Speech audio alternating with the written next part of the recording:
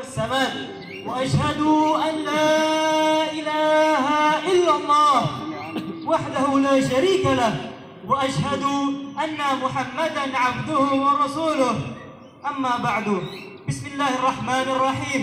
Segala puji bagi Allah Subhanahu wa Ta'ala yang telah memilih secara khusus hambanya dengan sebaik-baik pilihan dan menjadikan mereka seperti matahari yang memancarkan sinar yang terang. Dengan sinar itu dapat menghidupkan kegelapan hati yang gersang. Mereka itulah orang-orang yang lurus terpercaya seperti yang telah dijanjikan oleh Allah Subhanahu wa Ta'ala. Salawat dan salam kita haturkan sebagai penghormatan kepada sang kekasih yang maksum Sayyidina Muhammad, pemimpin para rasul dan keluarganya yang suci serta para sahabat dan tabi'in. Berikut kami bacakan sebagian biografi Habib Saleh Tanggul rahimahullah agar mampu memotivasi diri kita untuk terus bersemangat dan istiqamah menjalankan ibadah karena Allah Subhanahu wa Ta'ala semata. Habib Saleh lahir di Khirbeh Bakarman Wadi Ahmad, yaitu sebuah desa di Hadramut Yaman pada 17 Jumadil Ula tahun 1313 Hijriah atau bertepatan pada tahun 1895 Masehi. Habib Muhsin bin Ahmad Al-Hamid dikenal dengan sebutan Al-Bakri Al-Hamid, yaitu seorang ulama yang sangat dicintai dan dihormati. Sedangkan ibunda beliau seorang wanita salehah bernama Aisyah dari keluarga Al-Abud Ba'umar dari Masyayikh Al-Amudi, dan nasabnya masih tersambung dengan Sayyidina Abu Bakar As-Siddiq. Habib Saleh rahimahullah mempelajari Al-Quran dari seorang guru yang bernama Syekh Said Bamudhij di Wadi Ahmad.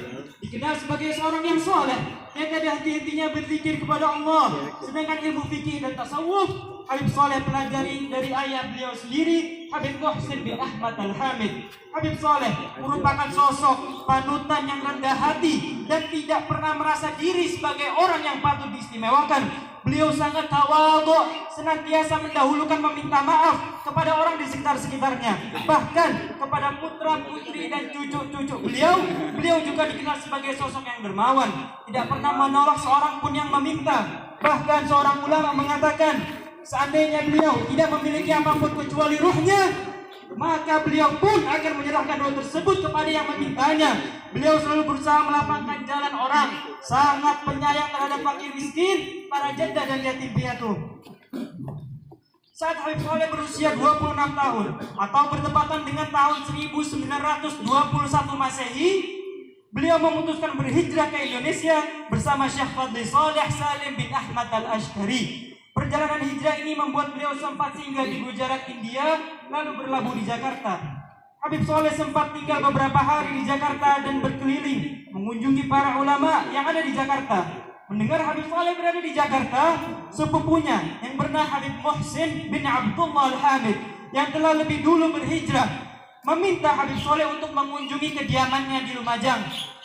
Selama di Lumajang, Habib Saleh menggunakan waktunya untuk mempelajari bahasa setempat dan budaya masyarakat setempat, khususnya dalam berbahasa Jawa. Habib Saleh juga kemudian menikah dengan warga Tempeh dari kota Lumajang dan membangun rumah di sana. Habib Saleh berdakwah keliling dari desa ke desa di Lumajang hingga 12 tahun lamanya, sebelum akhirnya beliau memutuskan untuk pindah ke Tanggul. Suatu ketika datanglah ilham Rabbani kepada beliau untuk melakukan uzlah, mengasingkan diri dari gemerlap duniawi dan godaannya, menghadap dan bertawajuh kepada kebesaran Sang Pencipta Allah Subhanahu wa Ta'ala. Dalam khalwatnya beliau senantiasa mengisi waktu-waktunya dengan membaca Al-Quran, bersalawat dan berzikir mengagungkan asma Allah, dan hal itu berlangsung selama lebih dari 3 tahun.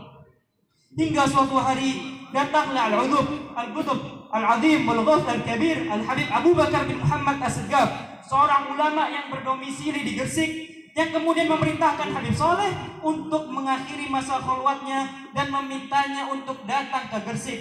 Sesampainya